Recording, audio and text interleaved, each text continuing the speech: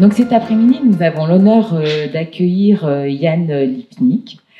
Yann, donc je vais vous en dire quelques mots et puis surtout je le laisserai ensuite enchaîner. Je crois qu'il a vraiment des choses surprenantes à nous partager. Donc Yann Lipnik est géobiologue, bioénergéticien et écrivain, passionné par les énergies manifestées au-delà de ce qui est perceptible par nos cinq sens.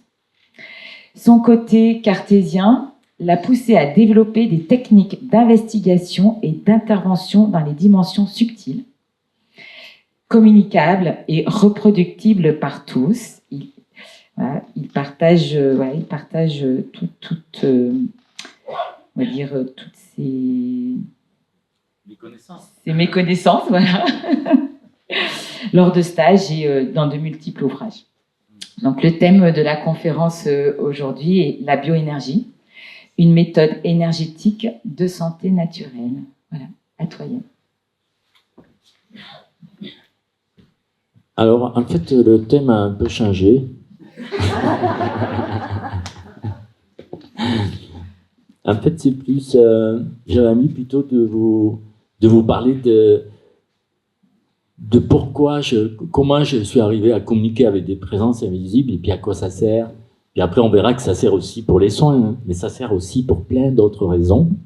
Donc, j'ai préparé un diaporama pour pas que je perde le fil un peu hein, de mon histoire. Donc, bien comme j'ai des perceptions, on va dire, différentes ou plus développées que la plupart des gens, j'ai l'impression de vivre dans un monde, comment on pourrait dire, suraugmenté. Vous voyez, c'est comme si tout d'un coup, vous voyez les choses en noir et blanc, puis après en couleur, c'est une augmentation. Puis après en relief, puis après, voilà. Et après, quand vous vivez dans ce monde, vous n'êtes jamais seul parce qu'il se passe plein de choses. Par exemple, dans la salle, il y a plein d'êtres. Il n'y a pas que les lutins là-bas. Là, il y a un archange qui est là maintenant. Puis il y en a sur le toit aussi. Alors, du coup, quelque part, il faut être bien ancré. Parce que quand on est entouré de tous ces êtres merveilleux, eh bien, quelque part, il faut quand même rester aussi sur Terre. Il faut rester à la fois humain et à la fois dans ce monde merveilleux. Donc c'est un peu un défi. Puis je vais vous raconter ça un peu en image. Donc si j'arrive à faire marcher les trucs normalement, si je fais ça, voilà. Alors en fait, moi j'ai commencé à l'âge de 12 ans à m'intéresser aux sites mégalithiques qu'il y avait près de chez moi. Et puis bon, là j'ai mis un dolmen donc, qui se trouve pas loin. Et puis moi je posais des questions à mes parents sur à quoi ça servait, pourquoi il y avait ça, puis personne ne pouvait me répondre. Donc moi j'ai commencé à faire mes recherches tout seul, puis à lire des livres là-dessus, puis j'allais sur les lieux où il y avait des dolmens, des menhirs, et puis je faisais des méditations. J'essayais, à l'époque je savais pas ce que c'était qu'une méditation, hein, mais je me mettais dessus, j'attendais pour voir ce qui allait se passer. Mais je savais pas non plus à l'époque que le lieu pouvait être pollué. C'était vraiment au feeling. Je savais pas encore, j'étais pas géobiologue. Mais j'ai commencé comme ça, à m'intéresser à ça, puis après à l'astronomie, puis après à l'astrologie. Donc j'ai jamais arrêté depuis cet âge-là à m'intéresser à tout ce qui est mystérieux. Donc c'est un peu ma passion.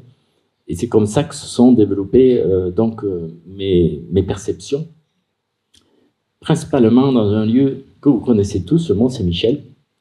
Là, j'ai mis une photo récente parce qu'il y a des aurores boréales qui sont apparues récemment au Mont-Saint-Michel. C'est un lieu où j'ai reçu beaucoup d'initiations et en fait, c'est à force d'aller dans les sites sacrés que mes capacités extrasensorielles se sont développées. Que ce soit le clair-ressenti, la télépathie, je vous en parlerai tout à l'heure de toutes ces capacités qu'on peut avoir. Et puis, du coup, je suis devenu géobiologue très rapidement en étudiant tous ces sites sacrés. Ma passion a été de faire des plans de sites sacrés avec tous les phénomènes qui peuvent exister. Puis, comment fonctionnent ces sites sacrés? À quoi servaient ces sites sacrés? Comment on peut les faire fonctionner? Ça fonctionne, mais personne ne sait le faire, même pas le curé. Encore moins curés, ils ne savent pas. Ils ne savent pas qu'il y a des systèmes à activer, il y a plein de trucs, il y a des systèmes de guérison, il y a des dates où on peut recevoir des initiations. Il y a vraiment des choses très particulières. Là, c'est une petite église dans les Pyrénées-Orientales, mais c'est une église templière où il y a plein de phénomènes et des gros phénomènes, des gros vortex. Tous ces phénomènes-là, méconnus, malheureusement, par les humains, très peu connus, peuvent être utilisés aussi pour les soins, pour la guérison, pour l'éveil de la conscience, pour la communication avec les êtres, pour la connexion avec sa propre âme ou son esprit. Donc il y a tous ces phénomènes dans les sites sacrés, pour moi, sont vraiment merveilleux, et chaque site sacré est unique. Chaque site sacré a des phénomènes différents, et le jeu, c'est de trouver, de comprendre comment ça fonctionne. Alors, pendant des années, je ne communiquais pas avec les présences, donc j'étais seulement un géobiologue, on va dire,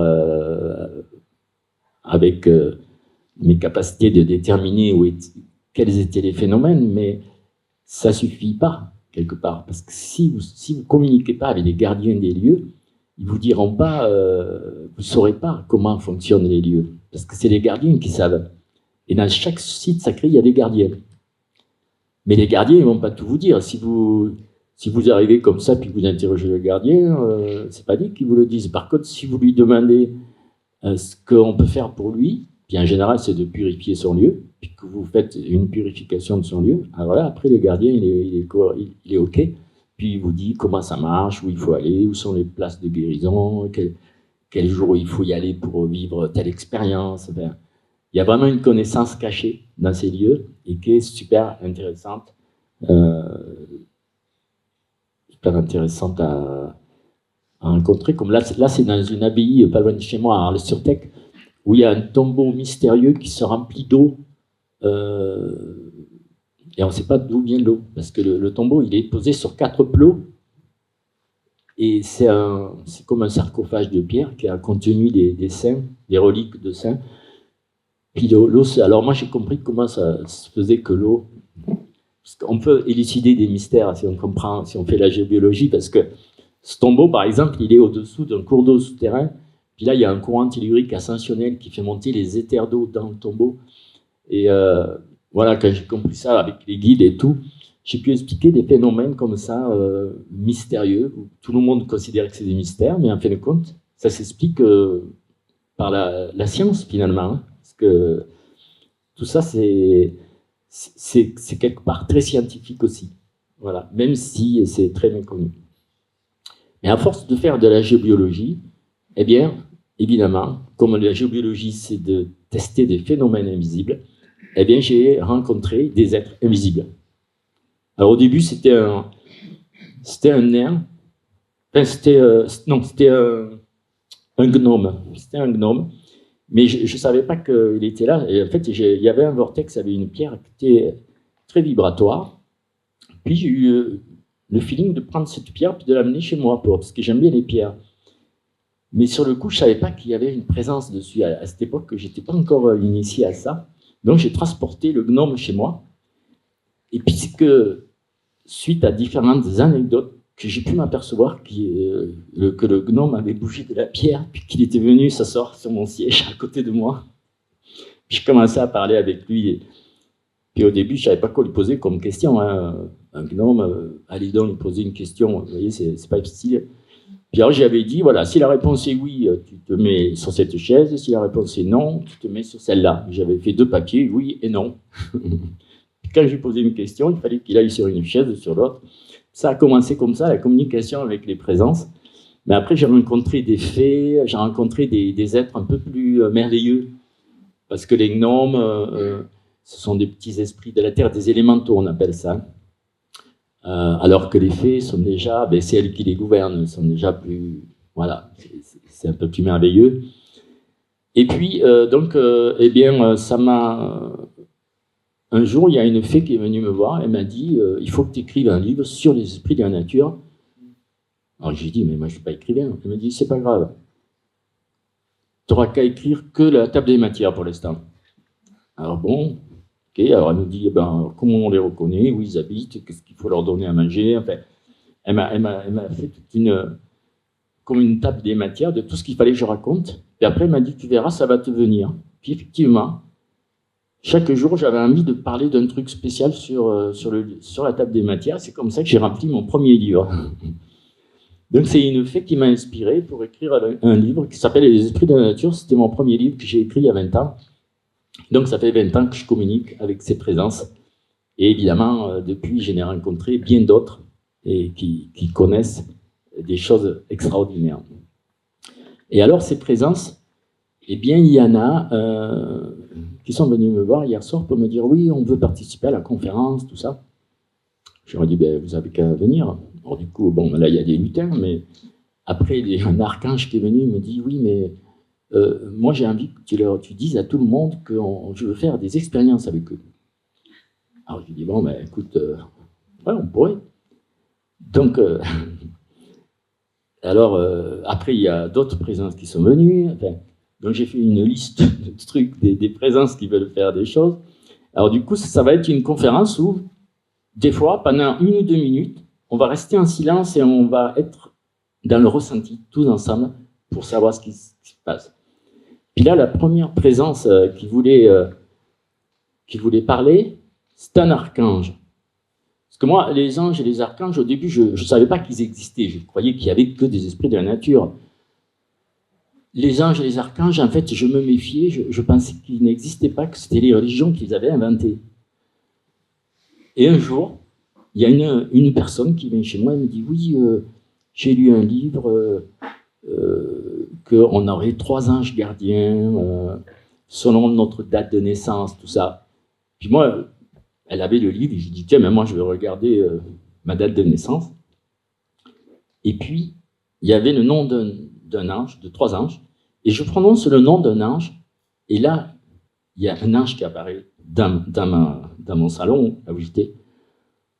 Et sur le coup, je n'y croyais pas. C'était grand, un ange. C'est plus grand qu'une fée. Ça fait à l'époque, il faisait 11-12 mètres de haut. Puis quand je l'ai touché, quand j'ai eu contact avec lui, ça m'a tellement ému que j'ai pleuré parce que c'était... lui, ce qu'il m'a dit, l'ange, il m'a dit « Mais oui, je prends soin de toi depuis que tu es né.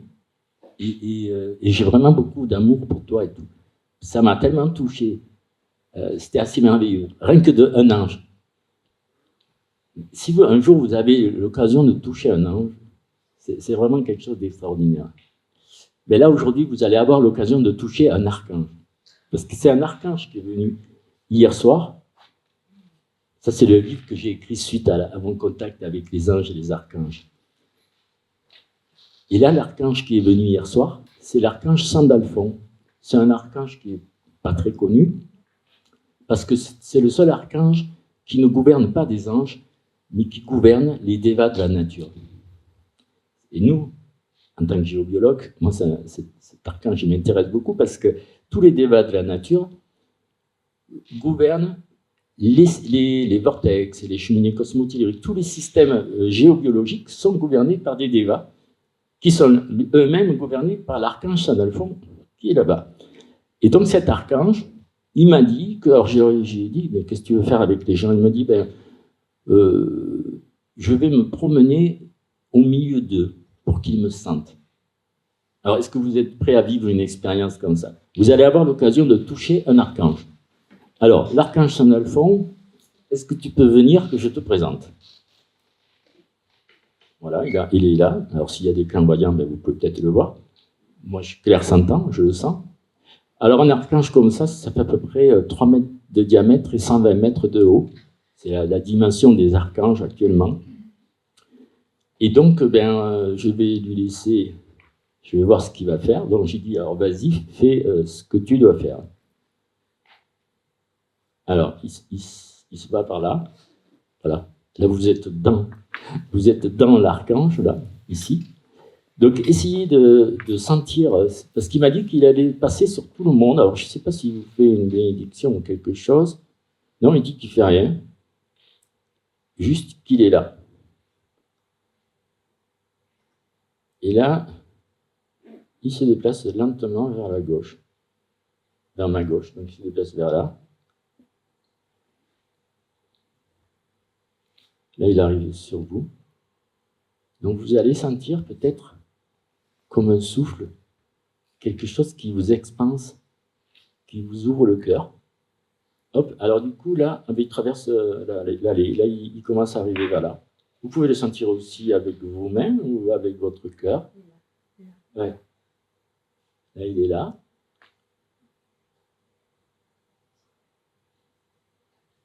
Donc, il me dit, alors je lui demande, je lui parle par télépathie, je lui demande, mais tu fais quelque chose quand même? Il dit non. Hop, là, il est arrivé là. C'est bizarre, il continue. Il continue vers là-bas. Mais il n'a pas fait tout le monde. Alors là, il revient par là. Mais je ne sais pas trop ce qu'il veut faire maintenant. Est-ce que tu as fini? Non. Ok.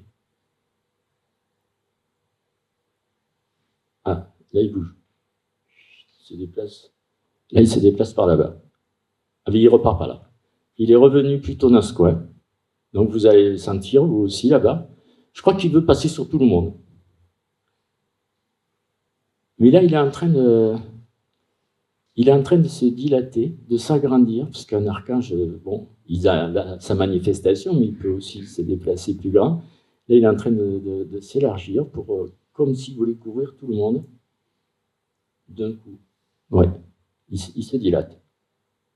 Là, c'est-à-dire, il a pris presque tous les gens qui sont là.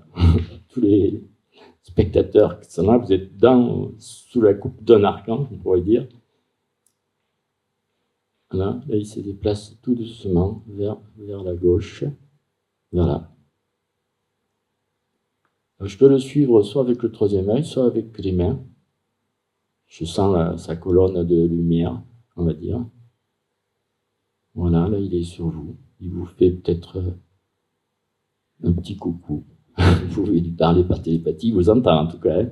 Si vous avez besoin de quelque chose, demandez-lui, parce que lui, il vous entend par télépathie, même si vous ne l'entendez pas. Oui, il me dit que vous pouvez demander quelque chose, qu'il peut réaliser certaines choses. Voilà, et là, ce qu'il fait, hop, il revient. Là, il revient. Il revient par là. Voilà, il reste il reste là. J'imagine qu'il a fini. Ouais. Bon. Donc, on va continuer. C'était un petit coucou de l'archange. Alors, vous voyez, il y a plusieurs êtres comme ça qui veulent interférer avec vous. Ils ne veulent pas que ça reste que mental, vous voyez. Si je vous raconte des choses, ça rentre dans votre mental, mais s'il y a des présences qui viennent vous faire des soins, vous faire des bénédictions, vous faire des trucs, c'est carrément autre chose. C'est presque un petit atelier qu'ils veulent que je fasse. Puis alors là, moi, quand j'ai été initié par ces archanges, ces anges, tout ça à l'époque, eh bien, je voulais écrire certains livres sur la géobiologie, tout ça, puis ils m'ont dit non, mais ta géobiologie, tu ne peux pas aller à fond dans l'exploration des mystères de l'univers parce que tu ne connais pas ton propre mystère. Mon propre mystère, c'est qu'est-ce qu'il y a en nous? Quels sont nos canaux de perception? Quels sont tous les systèmes que nous possédons? Puis ils m'ont dit, tu dois écrire un livre sur le corps humain. Ben, moi, j'ai fait une étude de bac technique, je n'étais pas du tout dans le corps humain. Ben, ils m'ont dit, c'est pas grave, on va tout te dire. Et du coup, pendant plus d'un an et demi, j'ai écrit mon premier livre, celui-là, Connais-toi toi-même, qui est en fait le mode d'emploi du corps humain, on pourrait dire.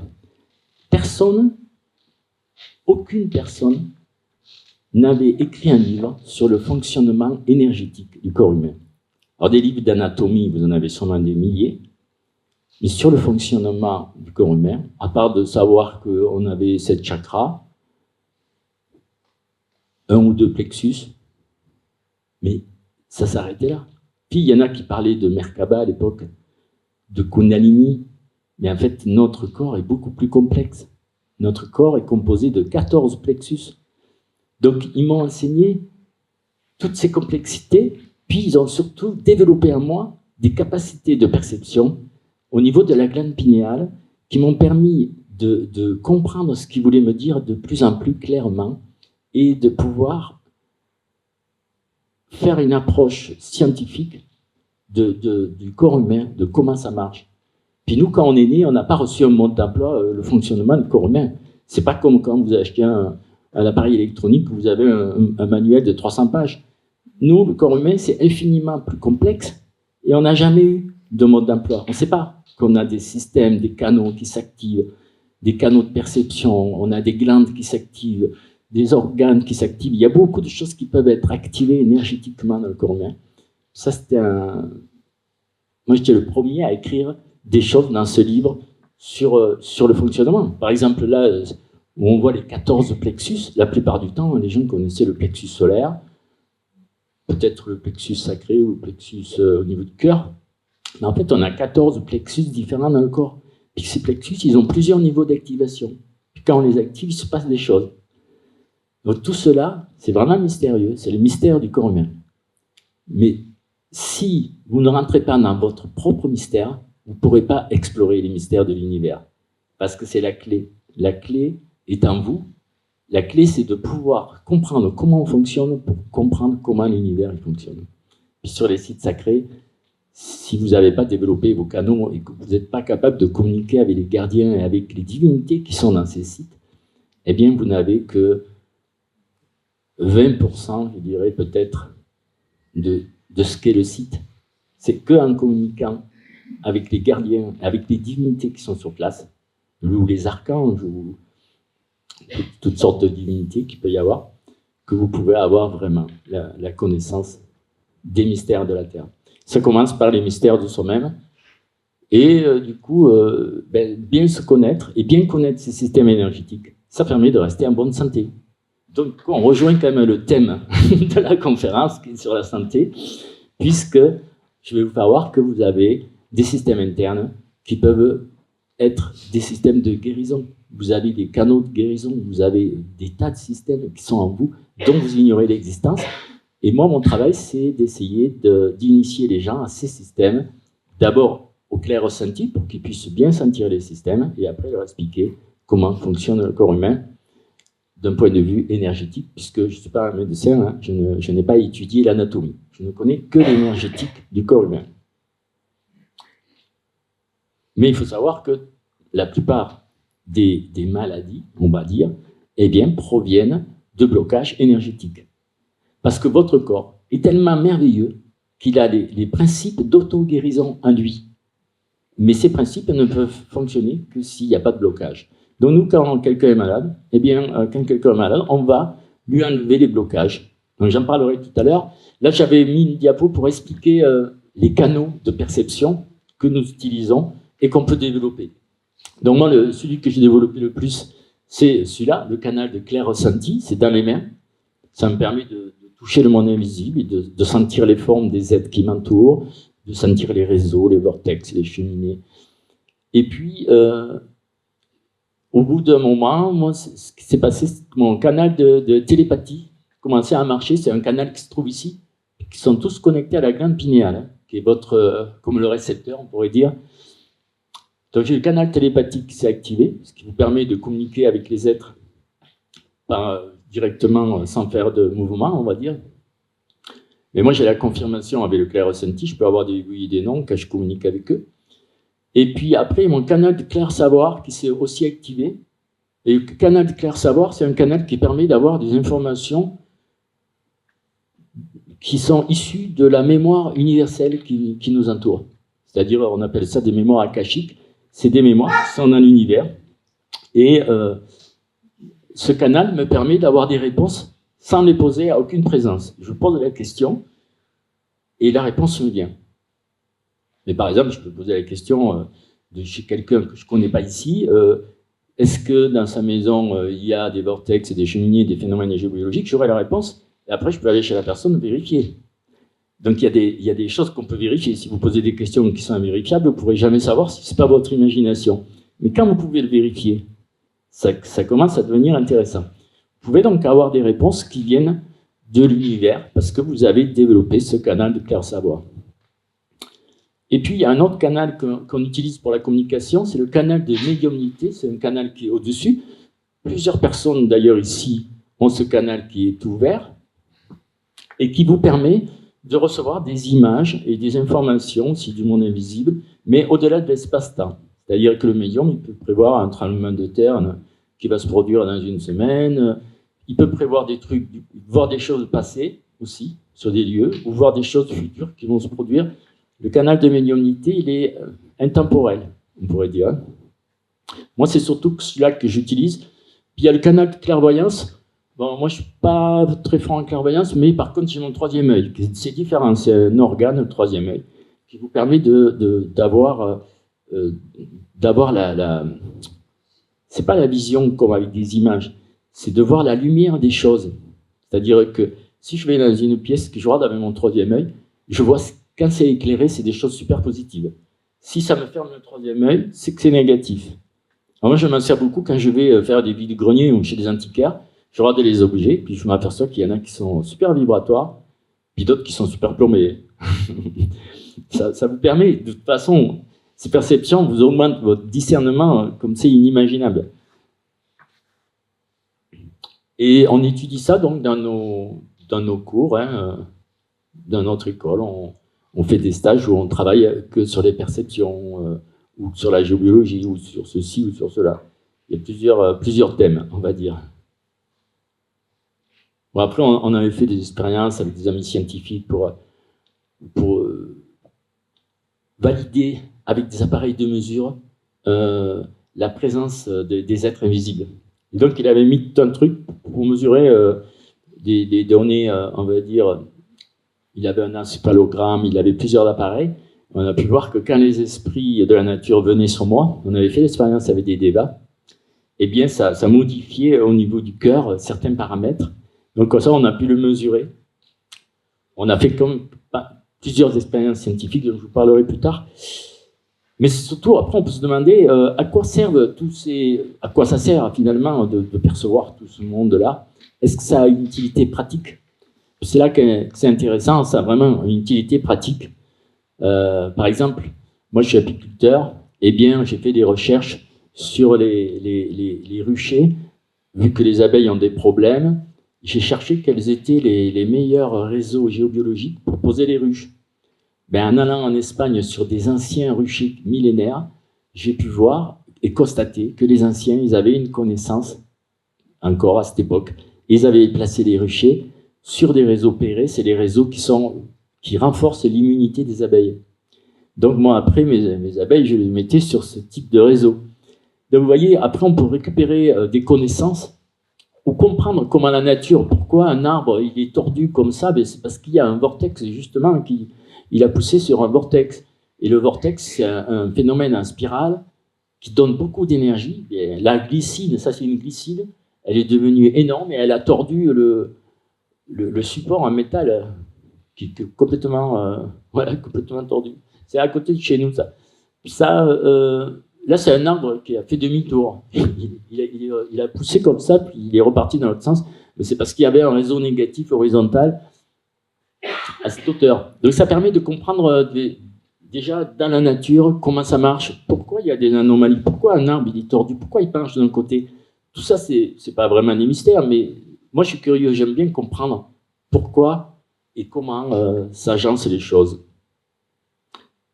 Après, dans le domaine de l'architecture, en étudiant les ponts, les châteaux, ou même les anciens châteaux cathares, on s'aperçoit que les anciens, ils avaient cette connaissance. Ils avaient une connaissance du monde invisible et de la géobiologie. Ils ne construisaient pas des choses n'importe où. Ils savaient les faire et ils avaient une connaissance qu'on a perdue. C'est-à-dire, c'est bien dommage, mais même au niveau de la construction des cathédrales, eh bien, on ne saurait plus refaire ce qu'ils ont fait à leur époque. Soi-disant sans technologie, mais ça, j'y crois pas trop. Je pense qu'ils avaient des technologies qui nous ont été cachées, peut-être, qu'on ignore. Donc, l'étude des monuments anciens, c'est très, très instructif parce que vous vous apercevez comment ils ont fait, eux, et comment, maintenant, vous pouvez faire. Parce que c'est une leçon. chaque monument ancien est un livre pour qui sait le lire, hein, finalement. Parce que comme ça avait été bâti par des initiés, mais ils avaient choisi certains réseaux, certains paramètres, des choses qu'on peut maintenant retrouver. Puis toute cette connaissance, moi je l'ai mis aussi au service de la géobiologie de l'habitat. Donc, comment équilibrer un lieu de vie pour que les gens puissent vivre en bonne santé à l'intérieur. Là, on rejoint le domaine de la santé, que la géobiologie, c'est l'art d'équilibrer les lieux pour pouvoir vivre en parfaite santé à l'intérieur. Donc, évidemment, je suis devenu géobiologue à cette époque, plus de l'habitat, on va dire, j'en ai fait mon métier. Maintenant, je le suis toujours, mais je n'ai pas trop le temps de répondre à toutes les demandes. Donc, je me consacre plutôt à la transmission, on va dire, à former des géobiologues, plutôt que de pratiquer moi-même la géobiologie de l'habitat. Mais j'en fais quand même un peu. Donc, géobiologie de l'habitat, bien évidemment, c'est très important de dormir sur des lieux qui sont purifiés et qui sont équilibrés. Vous, normalement, quand vous allez dans votre maison, ça doit vous recharger. Parce que quand vous sortez et que vous allez dans un supermarché, là, ça vous décharge, parce qu'il y a beaucoup de pollution. Et donc, normalement, votre maison, c'est le lieu où vous êtes censé vous ressourcer. Si votre lieu est déséquilibré, mais vous vous ressourcez nulle part, et ça, c'est pas bon. Il faut au moins qu'il y ait un lieu de ressources, que ce soit chez vous. Donc, d'où l'importance d'avoir une maison équilibrée. Et évidemment, ma grande passion, c'est l'étude de la géobiologie sacrée, donc des temples. Et j'ai été un peu dans de nombreux pays différents sur la planète pour étudier les temples de toutes sortes de traditions, de toutes sortes de religions, pour voir quels sont les principes qu'ils avaient utilisés. Est-ce que ce sont les mêmes selon la religion, ou est-ce que ce sont les mêmes selon les pays, selon les cultures? Eh bien non. Selon des cultures, ils vont utiliser tel type de phénomène, d'autres cultures, d'autres types de phénomènes. Ce qui fait qu'après, vous avez une vision complètement élargie de ces temples. Et ce qui m'a peiné, on va dire, c'est que tous ces temples, eh bien, on n'en construisait plus. C'était fini. À une époque, ils ont construit plein de temples, ils ont construit des milliers d'églises romanes, des centaines de cathédrales, d'abbayes, de prieurés, de basiliques, de toutes sortes de temples merveilleux. Et maintenant, il n'y avait plus personne qui en faisait. Et je me suis dit, mais là, c'est vraiment dommage. Et mes guides, ils m'ont dit, mais écoute, t'as qu'à en faire. T'as qu'à faire des temples. Je dis, ah oui, mais ils étaient nombreux à l'époque. Ils avaient les moyens, les templiers, de faire des cathédrales. Alors ils m'ont dit, ben écoute, tu vas trouver la solution. Bon, donc j'ai dit, bon, ben, je la trouverai sûrement. Ben effectivement, je l'ai trouvée, parce que quelques temps plus tard, j'ai découvert que je pouvais réaliser des temples tout seul. C'est ça. Comme je suis charpentier, eh bien, j'ai commencé à faire des constructions en bois basées sur la double spirale, qui sont, on appelle ça des ohms. C'est pas moi qui ai inventé la forme, c'est une forme universelle, à part que moi je l'ai mis en application dans le domaine de l'architecture et en me basant sur la géométrie sacrée, les proportions du nombre d'or, les systèmes de coudées solaires et de coudées humaines.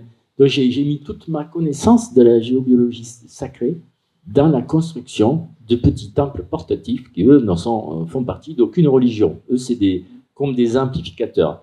C'est pas pareil que les dômes géodésiques qu'il y a ici. Ceux-là ont la particularité de tourner en double spirale comme notre ADN et ils ont un impact beaucoup plus puissant sur le monde vivant en termes de régénération, de connexion, de guérison aussi, puisque c'est des lieux très fortement vibratoires qui vont attirer des présences spirituelles. Parce que les présences spirituelles, elles ne sont pas folles. Elles vont dans les endroits qui vibrent bien. Elles ne vont pas aller dans un endroit qui est tordu. En général, elles vont dans les endroits qui vibrent bien. Et donc, construire ces petits temples, je l'ai fait pendant 20 ans à peu près. Et puis après, j'ai transmis ça sous forme de stage à des charpentiers pour qu'ils en fassent, parce que je ne pouvais pas tout faire. Il y avait trop de demandes aussi. Donc maintenant, j'ai arrêté d'en faire. J'ai délégué un peu à d'autres personnes de faire ces choses-là. Mais vous voyez que voilà, étudier la géobiologie sacrée, ça m'a conduit à faire quelque chose de concret. Ce n'est pas juste rester dans ma tête, avec des idées. Et c'est là qu'on voit qu'on est ancré. C'est-à-dire, si vous avez des idées mais que vous ne les réalisez jamais, il vous faut plus d'ancrage. Je vous expliquerai tout à l'heure comment on peut s'ancrer d'ailleurs. Donc ça, c'est une des utilisations, on va dire, de la connaissance des mondes invisibles. Il y a une autre on va dire, ces connaissances peuvent être appliquées aussi au domaine de l'eau. Pourquoi l'eau? Parce que l'eau, c'est la vie. On a un corps qui est constitué de 70% d'eau, dont la médecine ne s'occupe pas d'ailleurs. Comme vous allez voir un docteur, il ne vous demande pas si votre eau est polluée ou pas. Ça, c'est très étrange. Il paraît que même dans les études de médecine, ils étudient pas plus d'1 heure l'eau du corps. C'est quand même très étrange, puisqu'on a 70% d'eau. Heureusement qu'il y a des gens qui s'en occupent, qui font des filtres à osmose. Là, j'ai vu qu'il y en avait des super bons ici dans des stands. On peut arriver à dynamiser son eau, à la filtrer, à faire un travail sur l'eau. Donc nous, on travaille beaucoup sur les sources sacrées, essayer d'analyser les eaux pour savoir quels sont les effets guérisseurs des sources, en discutant avec les devas qui sont dans les sources. Il y a des fois, les sources sont gardées par des divinités, par des devas. Donc quand on communique avec eux, ils nous disent à quoi elle sert, comment on peut s'en servir, est-ce que c'est une eau qui est bénéfique pour se soigner les yeux, pour le cœur, pour les émotions, est-ce que c'est pour une eau qui est bénéfique plutôt pour la digestion, etc. Il y a plein de vertus différentes selon la source. Et du coup, nous, les thérapeutes, on utilise des eaux, on dynamise des eaux, on programme de l'eau. On peut faire beaucoup de choses avec l'eau, c'est assez génial. Mais il y a un sujet quand même qui n'est pas assez abordé au niveau de l'eau, c'est ça, c'est le sel. Parce que ce qu'il faut savoir, c'est que l'eau qu'il y a dans votre corps, elle est salée. Puis ce n'est pas en mangeant du sel chimique que vous allez améliorer votre état de santé.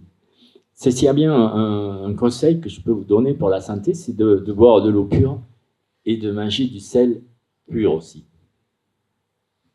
Parce que si vous testez le sel qu'on vend dans les supermarchés, malheureusement, il n'est pas du tout pur. Il y a des anti-agglomérants, il y a des blanchissants, il y a de nombreux produits chimiques. Et si on consomme ce sel, nous, dans notre corps, chaque humain a à peu près 200 grammes de sel à l'intérieur de son corps. Imaginez que c'est 200 grammes de sel chimique ou 200 grammes de sel pur. Votre eau salée, l'eau salée de votre corps, c'est elle qui fait la communication entre votre ADN et vos cellules. Si cette eau elle est polluée par des produits chimiques, la communication commence à être mauvaise. Et puis, vous ne pouvez pas, à ce moment-là, développer des bons systèmes de perception. Vos systèmes de perception dépendent aussi de la qualité de ce que vous absorbez. Votre corps, il est immensément complexe, immensément merveilleux, et il faut le considérer comme un temple dans lequel on introduit que des choses qui sont bien centrées, qui ne vont pas le polluer. Si vous le polluez, vous avez un appareil qui est déréglé, c'est votre corps. Vous ne pouvez pas bien mesurer, vous ne pouvez pas bien faire tout ce qu'on fait, nous, en géobiologie. Il faut avoir un corps bien réglé, et pour cela, il faut manger des produits centrés. Ce qui ne veut pas dire qu'il ne faut pas boire d'alcool, mais moi, quand je bois du vin, je fais des bouteilles de vin, il faut qu'ils soient centrés. Tout ce que je consomme, tout ce que je fais rentrer dans mon corps, je considère que il faut que ça soit centré et le plus naturel possible. Alors, si je voyage et que je vais ce qui m'arrive souvent, de manger dans des restaurants où c'est pas bio, etc., j'ai des techniques de bénédiction qui vont enlever la plupart des produits chimiques que contiennent la nourriture. Si vous voulez, je pourrais vous en apprendre différentes techniques. On verra après quand vous poserez des questions. Donc, l'eau et le sel, très important pour la santé. Et du coup, quand on sait mesurer, on sait reconnaître quel est le meilleur sel. En France, moi, celui que j'ai trouvé là, c'est le sel de Noirmoutier. J'ai trouvé qu'il était encore plus fort en vibration que le sel de Guérande. Et si je vous conseille, si vous achetez du sel français, je vous conseille plutôt celui-ci, celui de Noirmoutier. Mais je n'ai pas d'action là-bas. Alors après, dans le domaine aussi un peu mystique, on va dire, et mystérieux, la cosmoculture, c'est-à-dire que les anciens, ils ont élaboré, ils ont levé des pierres très très lourdes, mais peu de gens savent pourquoi ces pierres ont été levées.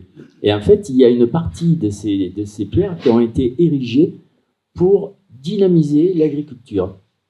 Et donc, on appelle ça la cosmoculture. Alors, elles ne sont pas placées n'importe où. Elles sont placées sur des vortex, sur des croisements de réseaux OR, sur des réseaux particuliers, selon l'effet qui a été recherché.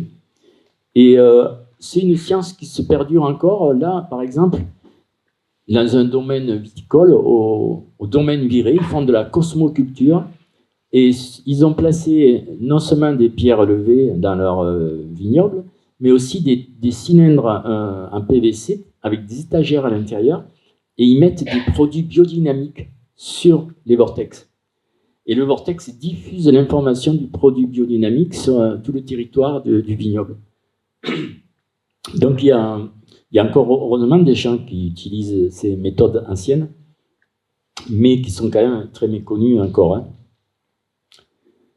Dans les choses aussi qu'on fait pour protéger la planète, parce que moi j'ai fait partie d'une équipe qui sont des gardiens de la Terre, c'est-à-dire on utilise nos connaissances pour protéger le plus grand nombre, entre autres en neutralisant les effets des antennes qui nous polluent la vie. Donc on a tout un tas de techniques pour les neutraliser, d'autant plus que la plupart de ces antennes sont placées sur des châteaux d'eau.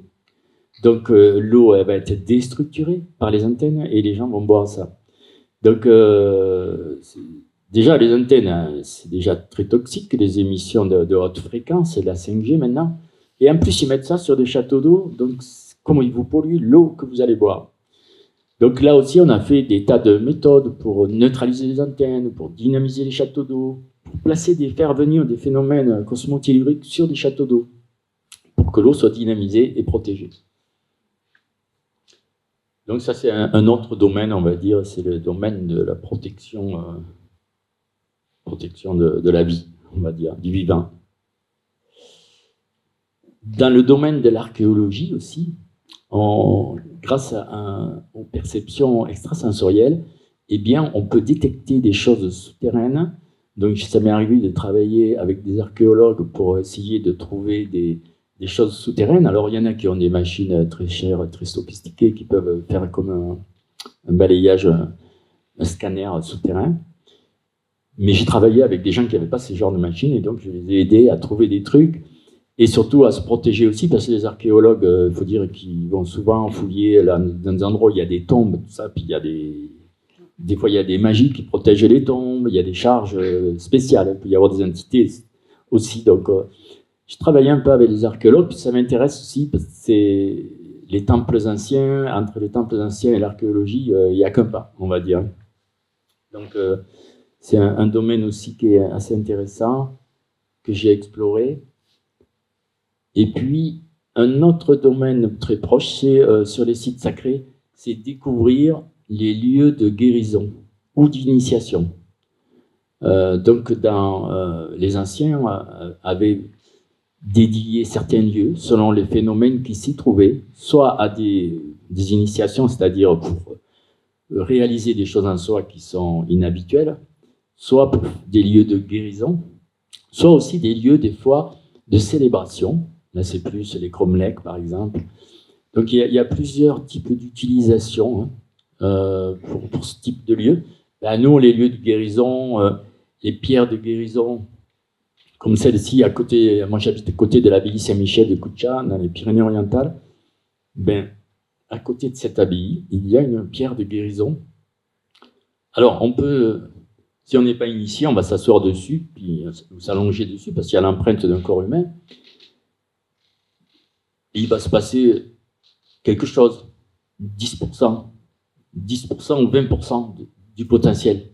Mais si vous êtes initié et que vous communiquez, vous savez qu'il vous faut appuyer sur tel système, faire telle demande, parce que le gardien vous l'a dit. Et là, vous pouvez utiliser vraiment le potentiel de la pierre de guérison. Et en fait, il y a 7 systèmes d'activation différents selon le problème que l'on a. Donc, le gardien m'a enseigné comment on pouvait activer ces systèmes, avec les vortex, les liens, tout ça. Ça aussi, c'est un truc mystérieux, mais la géobiologie, en fait, c'est aussi une science thérapeutique. C'est-à-dire que tous ces réseaux, là, je vous ai dit, il y a 2 réseaux sacrés. Mais ces 2 réseaux Curie là, qui traversent la salle, qui ont donc fait venir ce vortex, ben, ces réseaux Curie qui sont positifs, toute personne qui va dessus avec une entité, l'entité s'en va. Ça, c'est une des propriétés. Mais des réseaux, il y en a plein. Et des combinaisons de réseaux, il y en a plein. Mais oui, puisqu'il y a plein de réseaux, plein de combinaisons. Moi, j'ai des guides, mes guides en géobiologie, dont l'archange Saint-Alphonse. Mais il est toujours là d'ailleurs. C'est un de mes guides de géobiologie. Ben, si je lui demande pour tel problème, est-ce que tu connais quel système il faut faire? Oui, il va me dire, il faut prendre un réseau opéré de niveau 3 avec un réseau non fractal argent de niveau 1, par exemple. Enfin, il va commencer à me dire, après une fois qu'il m'a dit que le problème pouvait être réglé par tel type de phénomène, après je lui demande d'aller en chercher un. Il fait le tour le plus près d'ici, on va dire. Il revient 10 minutes plus tard et il va me dire, ben oui, j'en ai trouvé un à 150 mètres par là-bas. Et il va m'y amener. Et donc, je n'ai même pas besoin de le chercher. Après, je suis la présence et après, je fais l'expérience sur la personne qui avait le problème pour voir si ça marche vraiment. Mais je peux vous garantir que la géobiologie, c'est une médecine. C'est une médecine de la Terre. La Terre, elle est tellement bien faite qu'elle donne les réponses. Notre corps est bien fait aussi, parce que lui, il peut s'auto-guérir si vous enlevez tous les blocages. Mais la Terre, si vous n'arrivez pas à enlever vos blocages, elle a des systèmes pour enlever vos blocages. Ça, on a fait X fois l'expérience dans des stages. Et voilà, tous les formateurs de mon école connaissent ces choses-là, qui sont passionnantes, parce qu'en fait, c'est une médecine où vous n'avez besoin de rien. Vous n'avez pas besoin ni de cristaux, ni de plantes. En fait, c'est une médecine invisible qui est là, qui est toujours là, et que tout le monde ignore. Ça, c'est quand même incroyable. Ça, on pourrait faire un article sur la revue Santé. Il y a une façon de se soigner qu'avec la géobiologie. Ou alors de faire des circuits de charge. Là, c'est dans une abbaye à Saint-Guilhem-le-Désert. Donc, le gardien m'a enseigné. Donc, moi, je suivais le gardien. Et lui m'a enseigné, il me disait, bon, sur ce point-là, tu restes 3 minutes. Après, 1 minute là, 3 minutes là, 1 minute là. Et tu fais tout un circuit comme ça. À la fin, ça finit, tu vas là, dans le cloître. Tu fais 3 fois le tour. Puis ça finit sur le vortex du cloître. Et là, tu ressors avec 500% d'énergie vitale. Ça va durer plusieurs jours. C'est une façon de se recharger. Puis les anciens, les moines, ils savaient qu'on pouvait aussi se recharger en énergie en utilisant des systèmes énergétiques qui sont dans les temples, dans les sites sacrés. Mais on pourrait faire un circuit énergétique là, dans le parc. Il suffit que je trouve des points forts négatifs et forts positifs. Je vais faire un circuit. Ça, je sais le faire aussi. Mais le fait d'avoir appris sur des circuits anciens, maintenant, je sais en réaliser. Mais si je n'avais pas vu comment les anciens ils avaient fait, ben, je ne saurais pas le faire. En fait, j'ai été enseigné par les mémoires de ces bâtiments et puis par les gardiens aussi de ces bâtiments qui m'ont appris ces choses-là. Après, on fait aussi des recherches à plus grande échelle, c'est-à-dire dans un village, comment ça se passe, là c'est dans mon village, où passent les gros réseaux qui vont à l'église, puis l'église elle est là, il y a un vortex, puis qui est en communication avec un autre vortex. Après, on a une vision un peu plus large de ce que sont les phénomènes et comment les villes ont été bâties même en fonction de ça. Bon, je ne vais pas trop rentrer là-dedans parce que ça prend du temps, mais moi je suis passionné évidemment d'étudier tout ça, la géobiologie sacrée, ça s'appelle, et les grilles planétaires qui sont associées, qui relient les points entre eux à des échelles plus grandes. Voilà, là c'est sur Google Earth, je trace après les gros réseaux planétaires, je les trace sur Google Earth, et comme ça quand je voyage, je sais qu'il y a tel type de réseau qui se rencontre à cet endroit, et je peux vraiment avoir une vision plus large de la planète. Ça, c'est de la géobiologie. Et la géobiologie, ça conduit un peu au chamanisme, dans le sens où vous allez rencontrer des êtres invisibles. Et que ces êtres invisibles, ben, il y a un moment, si vous êtes géobiologue, vous allez être curieux, vous avez envie de leur parler. Vous dites, bon, il y a des êtres invisibles, il y a un archange qui est là, mais si je ne peux pas lui parler, ça m'ennuie. Il faut que j'arrive à communiquer avec lui. Donc, j'ai établi des systèmes de communication, on pourrait dire, pour entrer en contact avec ces êtres invisibles. Et puis, vous savez, nous, en Occident, on croit plus aux anges, aux archanges, parce que c'est dans notre tradition. Mais dans d'autres régions du monde, ils croient plus aux dragons qu'aux archanges. Hein. Si vous allez en Asie, si vous allez à Bali, si vous allez en Indonésie, si vous allez en Thaïlande, au Japon, En Chine, tout ça, c'est des gens qui ne croient pas aux archanges, qui croient aux dragons, c'est tout. C'est pas dans leur tradition. Hein. Moi, je crois en rien, c'est ça qui est bien. Moi, je leur parle, donc je n'ai pas besoin d'y croire, je les sens et je leur parle. Mais du coup, il m'arrive plein d'aventures avec ces êtres-là, ces dragons. J'ai écrit un livre. Alors, des fois, j'écris des livres, c'est des romans. Mais en fait, c'est des romans initiatiques. Donc, personne ne peut me dire que je suis fou, puisque c'est des romans. Pourtant, c'est la vérité. Mais romancé. Et du coup, voilà, il y a des livres, il y a des choses que je... Alors, d'ailleurs, il y a un dragon qui est venu me voir. Et il m'a dit, quand tu arriveras à parler des dragons, il veut faire une intervention. Donc, on va faire une intervention avec lui. Alors, je vais voir s'il est là. D'après moi, il est sur le toit. Je vais l'appeler. Je vais voir s'il est là. Ouais. Donc, ces dragons, ils sont tellement énormes que là, que la tête rentre tout juste dans la salle. Alors, en fait, lui, ce qu'il voulait faire, il m'a dit hier, c'est qu'il veut faire quelque chose de communiquer de cœur à cœur avec lui. Donc, il veut qu'on fasse 1 minute de silence ou 2, et que vous essayez de sentir dans votre cœur si vous arrivez à sentir quelque chose avec le dragon. Je pense qu'il va faire un truc sur votre cœur. Alors, ce qu'il y a, on va vite respecter sa demande, et peut-être qu'il va vous faire un soin. Pendant qu'on fait 1 ou 2 minutes de silence, je vais quand même lui parler par télépathie pour savoir ce qu'il fait vraiment. Mais en tout cas, voilà, il est là, il se répand sur vous, c'est-à-dire il étale son énergie sur vous, et il est en train de faire quelque chose au niveau de votre cœur. Essayez de le ressentir.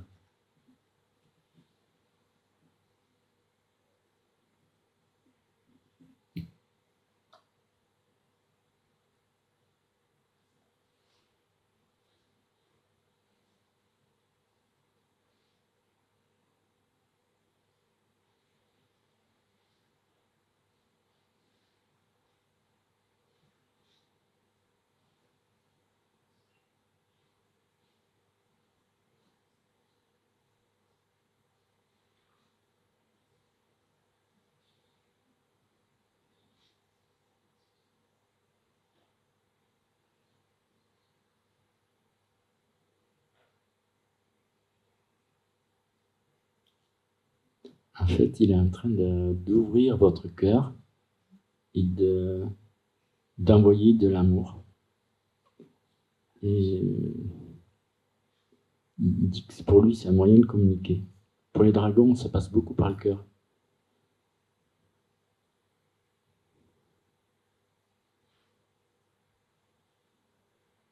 En fait, il vous connecte à l'énergie des dragons.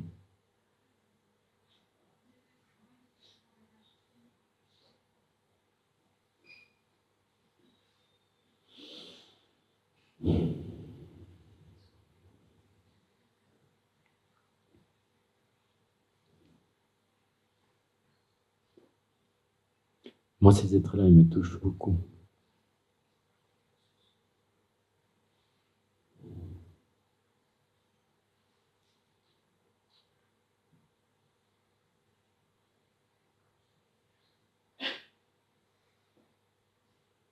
Voilà. Là, il est en train de se retirer. Par là. Il est allé derrière moi. Il s'est mis derrière le panneau, il s'est mis là. Ah, moi, ça me fait toujours du bien. C'est comme un câlin au niveau du cœur. C'est des êtres merveilleux. Vraiment merveilleux. Bon, on continue.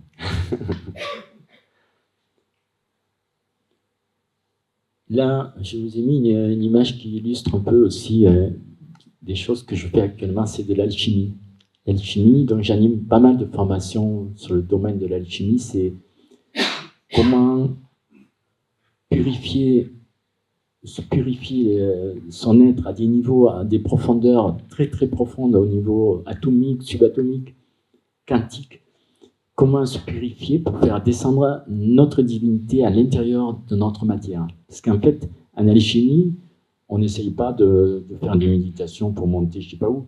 On essaye de purifier suffisamment son être pour que notre notre esprit divin, notre âme puisse s'incarner au plus profond de nos cellules, au plus profond de nos atomes. Et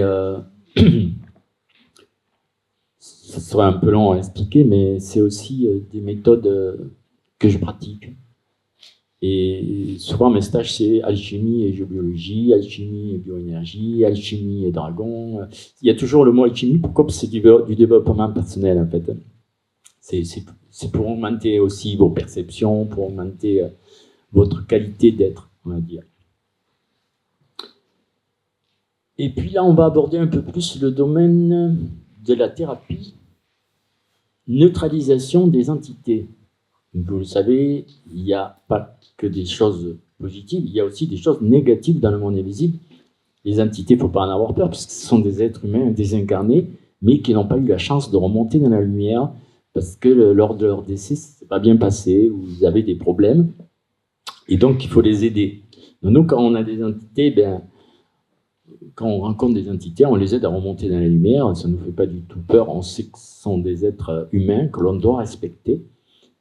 Et c'est très émouvant aussi, des fois, de faire remonter des entités dans la lumière, parce qu'elles vous remercient, parce qu'elles sont bloquées pour X raisons. Si vous arrivez à les débloquer, mais des fois, ça fait un siècle qu'elles sont bloquées quelque part. Hein. C'est énorme. Hein, mais ça fait partie du travail des géobiologues, parce qu'on doit purifier le lieu de toute entité. Mais ça fait partie aussi du travail du bioénergéticien d'enlever les entités qui sont collées sur des gens. Puis des fois, ce n'est pas des entités bonnes, hein, des fois, c'est des démons et des choses très, très mauvaises. On les libère aussi, c'est notre rôle de faire ça et d'aider les autres puisqu'on a cette connaissance. Puis donc il y a aussi toutes sortes de petits problèmes qu'on étudie, des fuites d'énergie, des choses comme ça qu'on peut rectifier sur les gens, ou là par exemple des charges négatives qui se mettent sur une personne, on appelle ça des charges occultes ou des charges psychiques, qui vont donc décaler les membranes et les plans de la personne, et qui va évidemment lui faire perdre son état de bonne santé. Il y a aussi des kystes émotionnels qui peuvent s'accrocher, des kystes mentaux qui peuvent s'accrocher dans notre aura, parce que c'est nous qui les créerons, ça. Puis ça va aussi créer des problèmes de santé. Donc en étudiant le corps humain, j'ai aussi étudié tous les problèmes qu'il pouvait avoir de façon à libérer la circulation énergétique. Puis on a mesuré ça sur des appareils électroniques qui s'appellent la caméra GDV du professeur Koroskov. C'est une caméra, alors là par exemple, la personne elle avait pas mal de charges occultes sur elle avant le soin, et 1 heure après le soin, elle avait des magies, des kystes, des parasites. Elle avait 3 trucs différents. Puis là on voit bien avec ces machines que l'effet peut être mesuré avec ces caméras. J'en avais fait d'autres, voilà. Là cette personne-là, elle avait un genre d'entité qu'on appelle un reptilien, qui s'accroche dans le dos, puis il y a la queue qui sort par là, et ça faisait un trou dans l'aura, puis après, une fois qu'on lui a enlevé, il n'y avait plus ce trou. Puis nous, on peut le voir, on peut constater que la machine, elle marche aussi. Puis que nous, nos mesures, elles marchent, puis que la machine, elle marche. La machine, peut-être, le gars qui a la machine, il contrôle si moi, je raconte pas des bêtises, mais moi, je contrôle si sa machine, elle marche. Parce que moi, je suis sûr de moi. Je suis sûr que la machine. Voilà, ça, c'est encore une autre personne qui avait une entité souterraine. On voit là, c'est avant le soin, là c'est sur la droite. Et après l'aura qui se rétablit. Donc j'ai écrit pas mal de trucs, alors des livres sur les soins chamaniques et bioénergétiques. C'était destiné qu'à mes élèves, donc ils n'ont jamais paru dans le public, j'en avais fait 3. Après j'ai fait un livre, c'est plutôt un livre interactif PDF, parce que maintenant, vu le prix du papier, on écrit sur des ordinateurs. Puis là, c'est un livre qui va être bientôt disponible au public. Là. Et où là, dans ces livres-là, vous avez toutes les méthodes. Là, par exemple, on est sur la page de la barrière hémato-encéphalique. Et bien, il y a tous les systèmes internes du corps pour soigner cette barrière, quel type de cœur on peut activer, et quelle présence aussi invisible peut faire des soins. Donc, il y a plusieurs systèmes et plusieurs méthodes pour chaque problème. Il y a au moins 4 méthodes différentes d'approche pour enlever le blocage ou le problème. Donc tout ça fait l'objet d'énormément de recherches. Ce livre PDF, il y a plus de 300 pages. Hein, c'est quand même des recherches immenses. et ce qui fait qu'on peut faire des soins énergétiques sur pas mal de gens. Mais après, ce que je fais, nous aussi, dans la maison d'édition que j'ai créée une maison d'édition il y a une quinzaine d'années, pour justement diffuser mes écrits. Et puis, maintenant, je fabrique des objets programmés. Ça fait depuis longtemps déjà. Là, par exemple, au début, j'avais commencé à faire des dessins dynamiques. C'est des dessins programmés. Là, c'est pour dynamiser l'eau. Puis vous mettez ça sous vos bouteilles d'eau, ou sous votre filtre à osmose, sous votre réservoir d'eau. Ça va dynamiser l'eau. Après, on a fait des objets en cristal de verre, avec des symboles que les guides m'ont demandé j'ai demandé les meilleurs symboles aux guides et la meilleure forme. Donc c'est une création, une co-création entre moi et les guides, plus les artisans qui font ça. Hein. À part que les objets en verre, là, c'était les seuls objets qu'on faisait faire en Chine parce qu'ils avaient des graveurs laser qui peuvent graver à l'intérieur du verre. Et maintenant, on n'en fait plus, on ne travaille plus avec la Chine. Il nous en reste quelques-uns encore dans le stand. On a fait aussi des bougies programmées. Par exemple, ce type de bougie, vous pouvez l'allumer une cinquantaine de fois pendant 1 heure, parce qu'il y a au moins 2 ou 3 jours comme une neuvaine un peu. À part que la bougie, si vous l'allumez pendant 1 heure chez vous, elle purifie votre maison à fond, à 150%. Parce que chaque fois que vous l'allumez, elle est programmée pour qu'il y ait mes guides de géobiologie qui viennent faire toute la maison en géobiologie. Ce qui fait qu'avec une bougie qui vaut 50 €, comme ça, parce que c'est fait avec que des matériaux purs par des artisans français qui habitent à côté de chez nous, eh bien, vous pouvez faire 50 purifications de maison, parce qu'une fois que vous l'avez laissé brûler 1 heure, vous l'éteignez. Chaque fois que vous allez la rallumer, ça va repurifier l'endroit où vous avez allumé. Si vous allez chez votre grand-mère, vous dites, tiens, mamie, je t'ai offert une bougie, tac, vous l'allumez, la maison elle est purifiée au bout d'1 heure. Tu ramènes la bougie chez toi, puis tu peux l'utiliser 50 fois. Ça, c'est génial. On en a fait 300 de bougies comme ça. Là, c'est un peu je vous fais voir ce que j'ai créé, parce que voilà, c'est un peu de publicité aussi pour mon travail. On a créé des bijoux aussi. Ça, c'est des bijoux avec de l'eau de l'abbaye Saint-Michel de Koucha, à côté de chez moi. Et les paillettes d'or, c'est des artisans qui les ont récupérées dans des rivières qui sont autour des Pyrénées.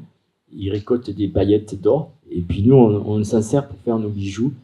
Donc c'est fait avec de l'eau sacrée, de la paillette d'or. Ça, c'est un bijou pour le cœur, pour développer les perceptions du cœur, etc. C'est plus, voilà, c'est branché sur l'amour, on va dire. Après, là, on a fait dernièrement aussi un zome, c'est une forme dont je vous ai parlé tout à l'heure. Là, c'est un petit modèle et c'est pour l'habitat. Là, ça s'active et puis ça vous augmente le niveau vibratoire, ça enlève la mémoire des murs, ça enlève les réseaux négatifs aussi. Il y a plusieurs fonctions. Mais le truc le mieux pour la santé, je viens de le réaliser il n'y a même pas 1 mois. C'est une carte quantique. C'est une carte qui est faite en matériaux, c'est du carbone. Et votre corps contient 14% de carbone.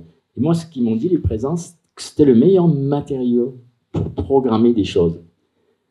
Donc, je me suis dit, je vais faire des cartes avec ce matériau.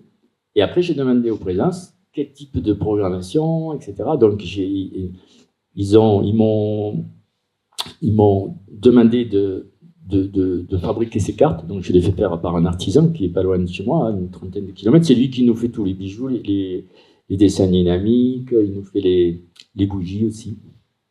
Il fait plein de trucs. Donc j'ai demandé qu'il me fasse ces cartes et après j'ai été les programmer sur des gros vortex.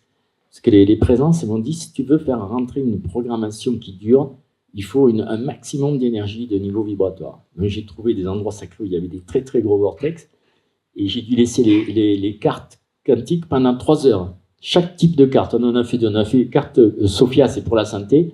On en a fait une autre, c'est Gaïa, c'est pour la géobiologie.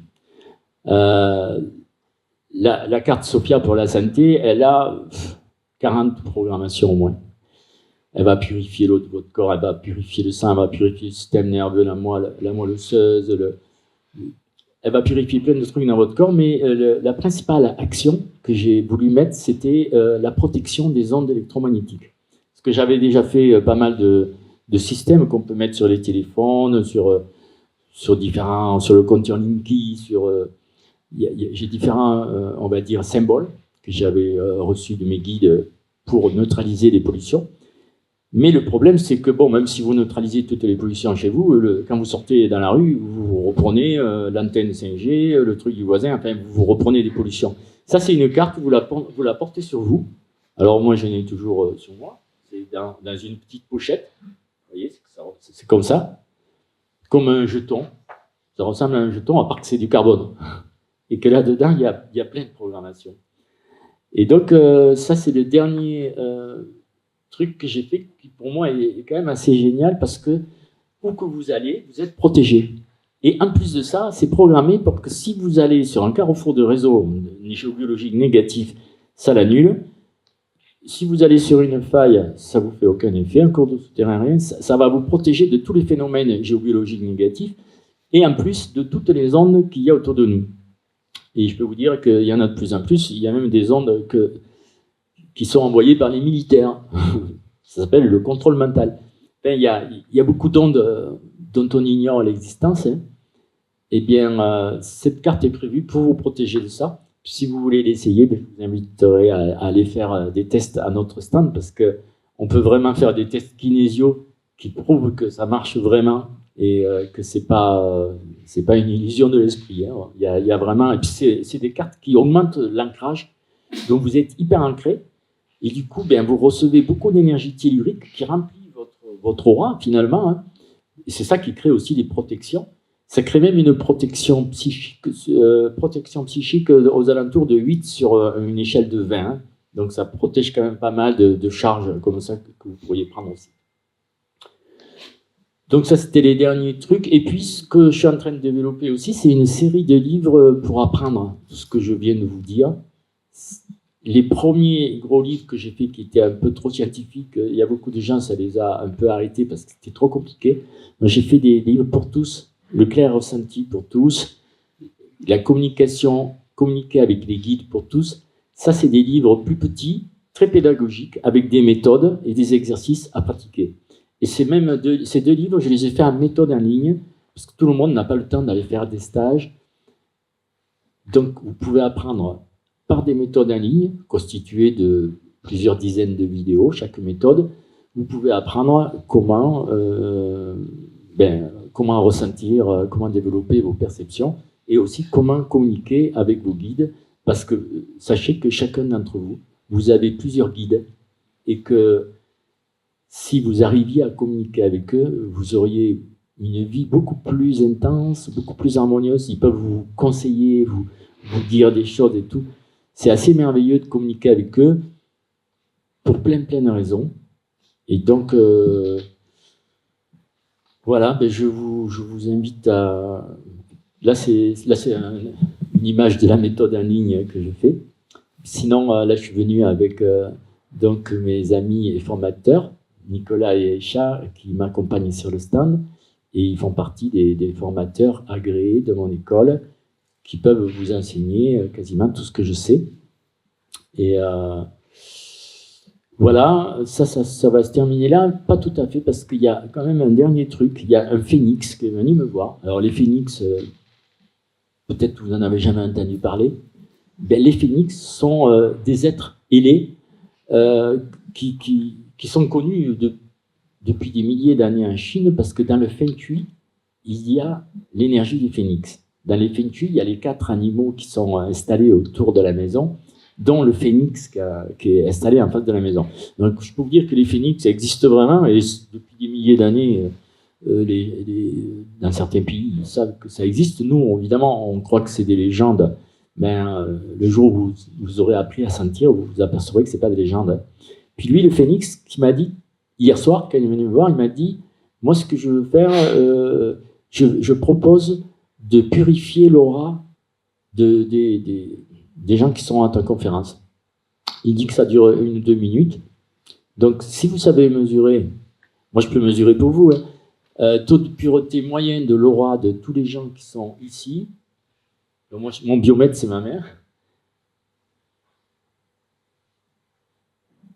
C'est entre 75 et 80%. Le taux de pureté entre 75 et 80%. Nicolas, tu peux peut-être confirmer. Ouais. Et du coup, le phénix, on va lui demander de venir. Ça va être et après, si vous voulez, on posera des questions. Là, pour l'instant, on va le faire intervenir. Donc, le phénix, est-ce qu'il m'entend? Est-ce qu'il est là? Alors, j'attends qu'il arrive. Voilà, il est arrivé. Voilà, là, il est arrivé dans la salle. Donc, il dépasse largement. Hein, c'est immense, le phénix. Là, on n'a que le centre, on va dire, du phénix. Il est là, sur nous, donc je vais lui demander s'il a commencé. Oui, il peut commencer maintenant. Il me dit, écoute, vas-y, purifie l'aura des gens. De toute façon, ça ne fait pas de mal. Voilà, là, il est en train de faire un truc sur vous. Ça va durer 2 ou 3 minutes. Peut-être certains d'entre vous le sentent, d'autres non. Sachez que si vous ne le sentez pas, l'effet sera quand même le même. Votre aura sera purifiée.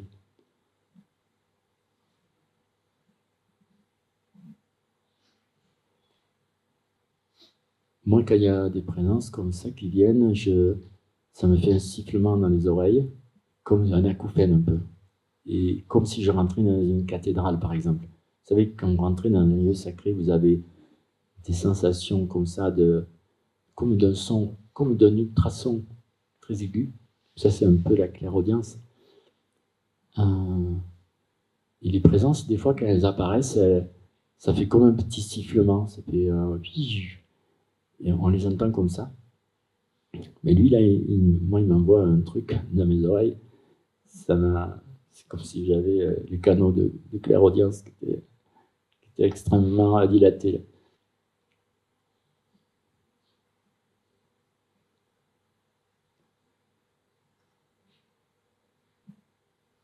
Alors, les vibrations, quand ils viennent, c'est très fort. Hein. Ça peut vous donner envie de fermer les yeux et de partir en méditation, en onde alpha, en fait. C'est un peu ça que ça fait.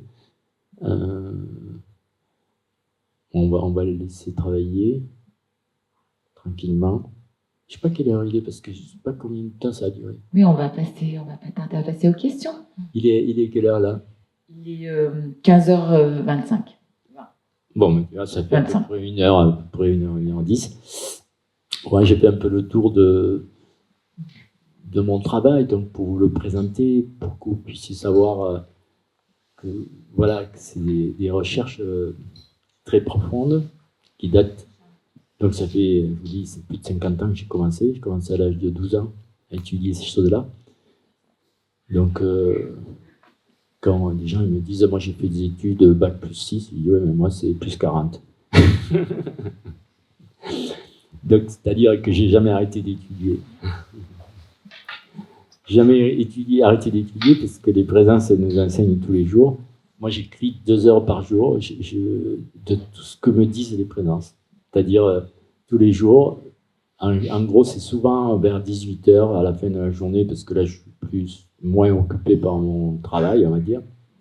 Ben là, de 18h à 20h, je suis sûr qu'il y a plusieurs présences qui viennent me parler de ceci, de cela, de quelqu'un, d'un lieu, d'un truc à purifier, d'un truc qui se passe sur la planète, d'un événement qui va se produire. Parce qu'ils nous font des fois des prédictions aussi. Ils vont nous dire, tiens, à tel moment, par exemple, les éclipses, les problèmes solaires actuels, les éruptions solaires. Moi, ça fait 1 an que les présences m'avaient dit, au mois de mai 2024, il y aura des grosses éruptions solaires, tout ça. Puis là, résultat, il y a eu des éruptions, puisqu'on a vu des aurores boréales à Mont-Saint-Michel, même à Montpellier, on a vu des aurores boréales à Toulouse. Ça, c'est causé par les éruptions solaires. Ça, les présences, vous le savez déjà depuis plus d'1 an. Là, ils m'ont prévu qu'au mois de décembre, il va y avoir des bouleversements magnétiques terrestres. Vers le 21 décembre, enfin vers le solstice d'hiver, on va dire. Donc, elles nous font aussi des prévisions, dont on marque toutes les prévisions, les trucs qu'elles nous demandent. C'est assez passionnant. Là, le phénix, il est toujours là. Il nous fait le truc. Bon, je pense qu'on peut parler, on ne dérange pas. Donc, si vous avez des questions, évidemment, je peux y répondre. On va passer aux questions, effectivement. Merci Yannick pour cette conférence et ces belles découvertes. Et écoutez, s'il y a des questions dans la salle.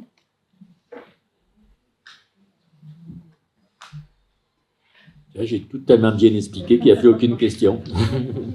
Ou alors c'est le phénix. Oui, moi j'ai une question. Le phénix, le dragon, les petits lutins, est-ce qu'ils se connaissent? Est-ce qu'ils se voient mutuellement? Pas forcément, parce qu'ils ne sont pas dans les mêmes dimensions. Nous, on a la chance en tant qu'humains de pouvoir appréhender toutes les dimensions avec nos capacités de perception. Mais eux, ils sont... en fait, on vit dans un monde multidimensionnel où il y a 72 dimensions par octave. Et sur ces 72 dimensions, il y en a 30 négatives, 42 positives. C'est le même rapport que sur un piano. C'est un rapport de 5 septièmes. 5 notes noires pour 7 blanches.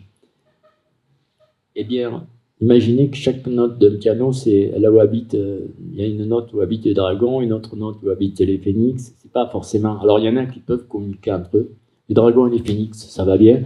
Mais par exemple, les lutins, ils peuvent pas communiquer avec les dragons. Il y a des êtres qui peuvent, il y a des êtres, des maîtres ascensionnés qui peuvent pas communiquer avec ceux-ci, mais avec d'autres. C'est assez étrange, mais effectivement, ils ne communiquent pas tous entre eux. Et des fois, et en plus, ce qui est aussi étrange, c'est qu'ils ont besoin de notre demande pour faire quelque chose. Ils n'ont pas le droit, par exemple, de dire ben, tiens, nous, on va purifier cette antenne qui pollue tout le village. Si aucun humain ne leur demande, ils n'ont pas le droit de le faire. Donc, nous, on est sollicités des fois par des présences qui nous demandent de leur faire la demande. Parce que sinon, ils ne peuvent pas intervenir. C'est assez étrange aussi.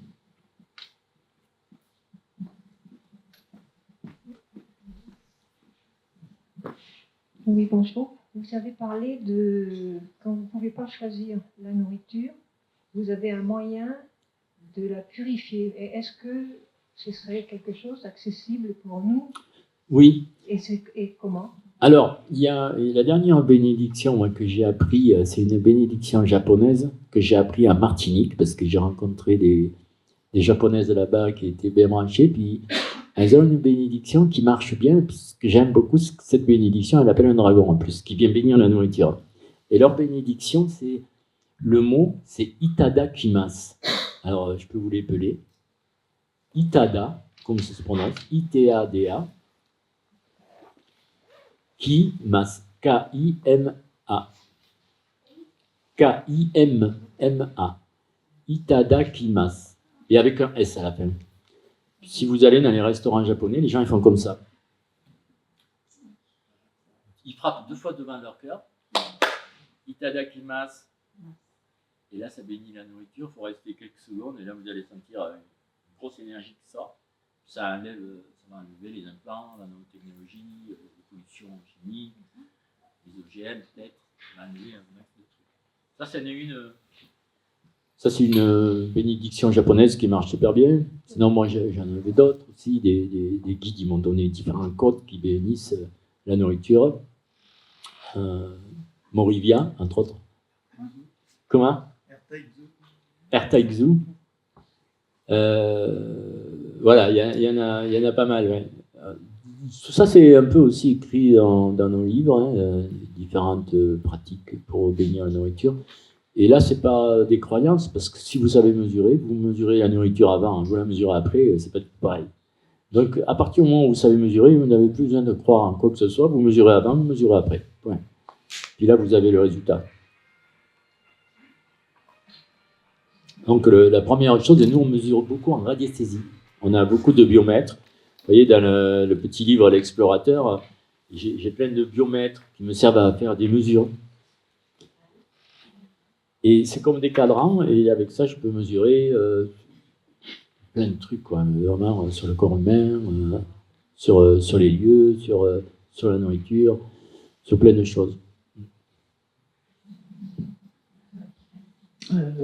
J'ai mon fils qui m'a dit, en allant voir un magnétiseur, qu'on lui disait qu'il avait des entités sur lui. Je voudrais savoir pourquoi ces entités viennent, ce qu'elles représentent, ce qu'elles cherchent et comment s'en débarrasser. Alors déjà, il faut... Moi, je nomme entité les êtres plutôt de polarité négative et les présences les êtres positives.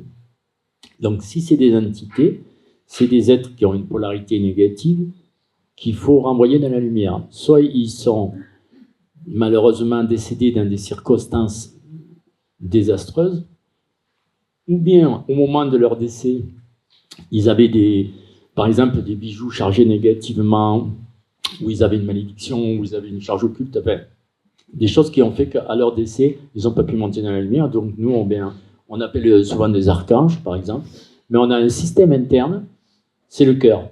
Et notre cœur, il s'active, on a un cœur physique, mais on a aussi un cœur spirituel. Et ce cœur spirituel, il s'active sur énormément de fréquences. Et nous, par exemple, on sait que pour les entités, on active le 16e cœur, c'est-à-dire la 16e fréquence de notre cœur, et ça va enlever les entités sur 20 mètres à la ronde, quand elles sont dans les lieux. Mais si c'est des entités qui sont collées à un humain, que ce soit des entités animales ou humaines, eh bien, on va activer le 18e cœur, c'est le cœur qui libère les entités sur les humains. Donc, après, il y a si c'est des démons, par exemple, là c'est un peu différent, parce que là c'est des grosses charges occultes, il faut faire appel à des présences spécialisées. Mais moi je parle plutôt d'entités classiques, humaines ou animales. Après, les entités végétales ou minérales aussi, il y a d'autres méthodes et d'autres cœurs qui fonctionnent, mais c'est beaucoup plus rare. La plupart du temps, c'est souvent humain ou animal. Mais il y a même des entités extraterrestres, des fois. Il y a des entités dans tous les règnes. Ouais. Donc, il n'y a pas qu'une seule solution, mais selon le type d'entité, nous, on a toutes les solutions. Selon le type d'entité, on sait ce qu'il faut activer, en tout cas, pour les faire monter dans la lumière, et pour s'en débarrasser, et pour libérer la personne ou les lieux. Ouais.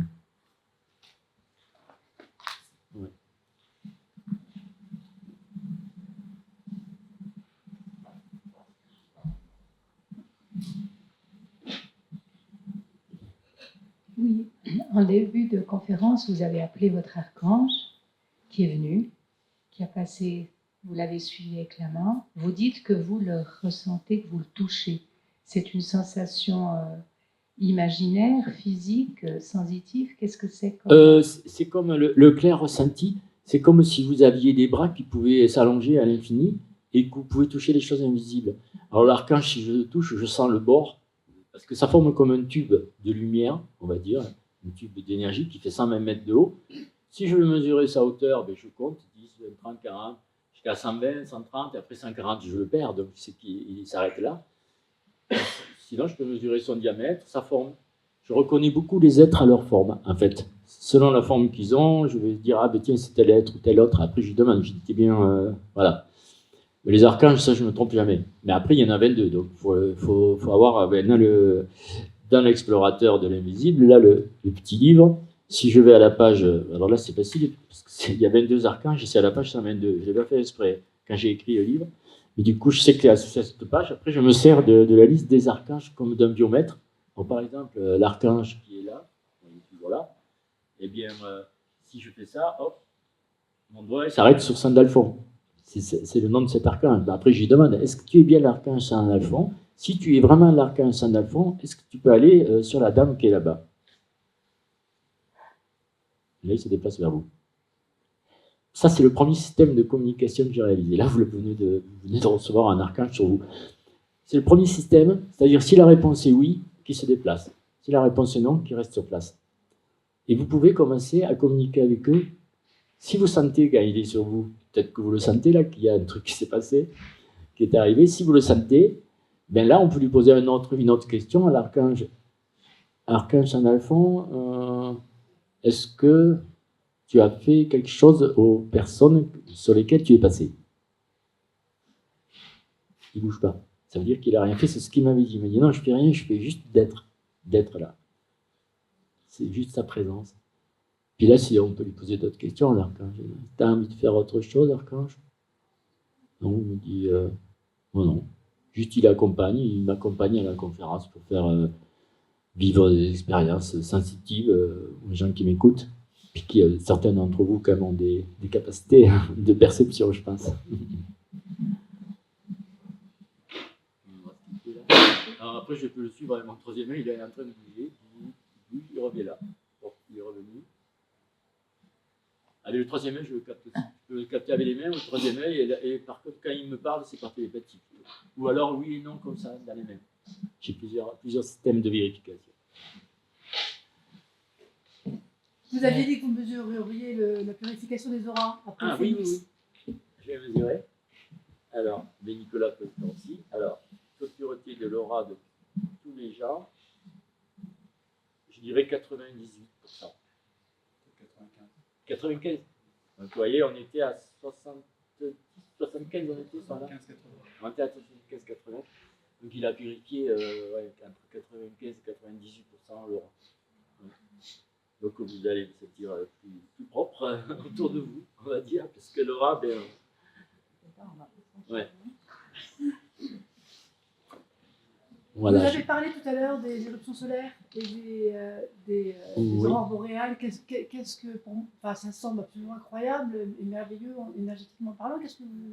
Comment vous le vivez sur le plan? Ben, disons que le problème, c'est qu'on rentre dans une période planétaire chaotique. Les éruptions solaires, c'est pas super merveilleux parce que si vous êtes sous le soleil pendant une éruption solaire, ça peut vous causer des dommages, on va dire, énergétiques, on va dire, et ça pourrait même, à un niveau supérieur, bloquer toutes les communications, bloquer Internet. Alors, ça pourrait, mettons que s'il y avait une grosse éruption solaire qui bousille, par exemple, les transfos, les satellites, ça risquerait de créer le chaos sur la planète, hein, parce que les gens sans électricité ou sans Internet pendant 3 jours, et ça y est, c'est le why total partout. Donc, c'est malheureusement une des différentes raisons qui pourraient conduire à des gros déséquilibres planétaires. Mais là, on est passé. Normalement, ils avaient prévu plutôt en mai, puis là, je pense que ça va peut-être se calmer, mais bon, on ne sait pas ce qui nous attend. Ouais. Bon, ben écoutez. Il y avait encore une question d'un encore monsieur. Une question. Allez. C'est à l'infini.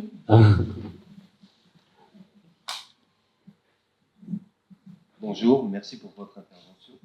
Je ressens actuellement qu'on est dans une grosse période de purification, l'humanité complète. Qu'en pensez-vous? Effectivement, le niveau vibratoire augmente de la planète et ça crée une différence entre des êtres qui sont bienveillants, on va dire, et puis des psychopathes qui sont malheureusement au gouvernement en général.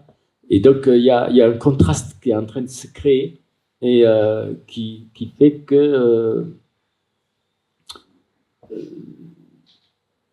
votre question, c'était quoi exactement? Parce que on a l'impression ça se scinde, comme si il y a deux humanités qui se... Voilà, on est en train de... Qui évolue et une qui évolue. Oui, voilà.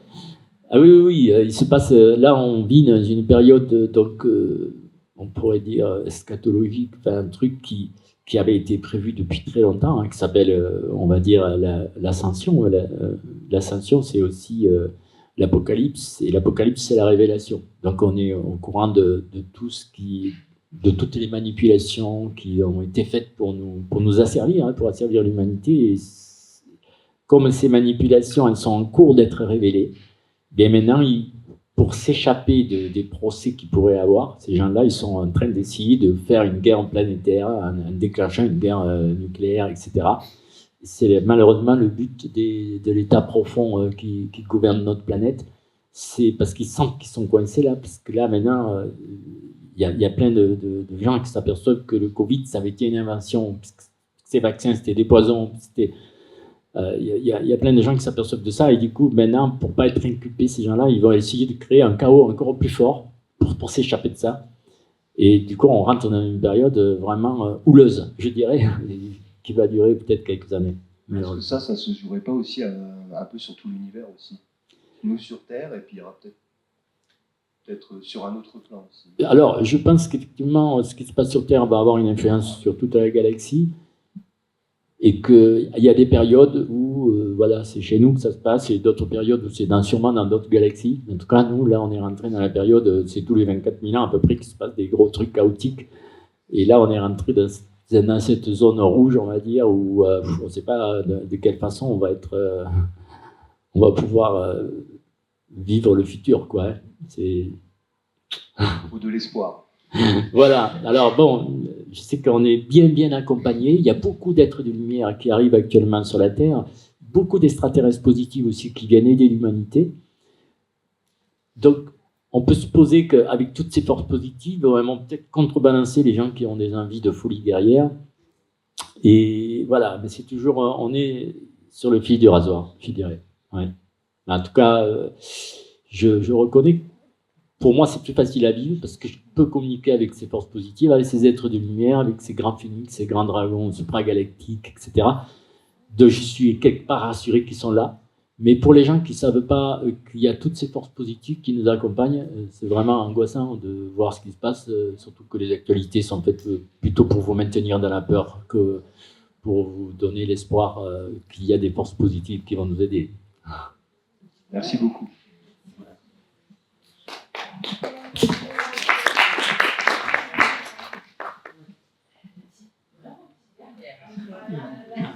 Bonjour. Je reviens sur les aurores boréales. Certains disent qu'elles sont causées par le projet HARP.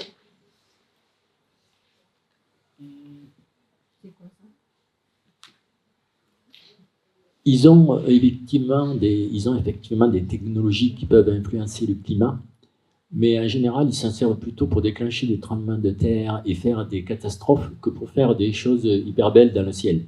Moi, je dirais que si les aurores boréales, c'est plutôt la manifestation d'êtres spirituels et que c'est pas provoqué artificiellement.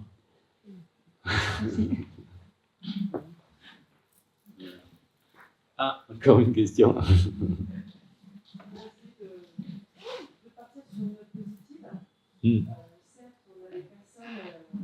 Des êtres de lumière qui peuvent nous aider. Et nous, à notre niveau, comment est-ce qu'on peut s'aider?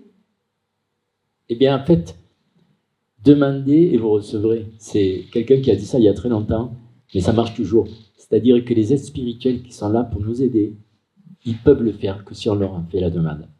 Donc, sachez que vous êtes accompagnés par des guides merveilleux et que si vous leur demandez, vous pouvez recevoir des soins, des conseils, peut-être dans vos rêves, des guidances, des choses comme ça.